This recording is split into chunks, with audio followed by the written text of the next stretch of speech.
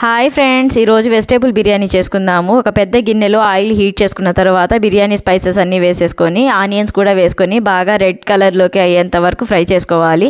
ఒక పెద్ద స్పూను అల్లం వెల్లుల్లి పేస్ట్ వేసుకొని బాగా కలిపేసుకోవాలి. అల్లం వెల్లుల్లి పేస్ట్ బాగా ఫ్రై అయిన తర్వాత కట్ చేసుకున్న వెజిటేబుల్స్ అన్నీ వేసేసుకొని బాగా ఫ్రై చేసుకొని మీల్ మేకర్ ఒక హాఫ్ అన్ అవర్ ముందు వేడి నీళ్ళలో నానబెట్టాను, అది కూడా వేసేసుకొని బాగా మిక్స్ చేసుకొని మూత పెట్టి మగ్గించుకోవాలి. దీంట్లో టమాటాలు కూడా వేసుకొని బాగా మిక్స్ చేసుకొని మూత పెట్టి ఇంకో 10 మినిట్స్ మగ్గించుకున్న తర్వాత కొంచెం ఉప్పు, కొంచెం కొత్తిమీర, బిర్యానీ మసాలా వేసుకొని బాగా మిక్స్ చేసుకొని కాసేపు ఉడికించుకోవాలి. ఇలా వెజిటేబుల్స్ అన్నీ ఉడికిన తర్వాత దీంట్లో కాస్త వేడి నీళ్లు పోసుకొని బాగా కలిపేసుకొని హాఫ్ అన్ అవర్ ముందు నానబెట్టుకున్న బియ్యం కూడా వేసేసుకొని బాగా కలిపేసుకోవాలి. మూత పెట్టి బాగా ఉడికించుకోవాలి. అప్పుడప్పుడు చెక్ చేసుకుంటూ ఉండాలి. ఒక 10 మినిట్స్ అలా అయిన తర్వాత 3 స్పూన్స్ ఘీ యాడ్ చేసుకొని మూత పెట్టేసుకున్న తర్వాత లో ఫ్లేమ్లో బాగా ఉడికించుకుంటే బిర్యానీ రెడీ అయిపోతుంది. దీని కాంబినేషన్ మటన్ కర్రీ చేశాను. టేస్ట్ అయితే సూపర్గా వచ్చింది.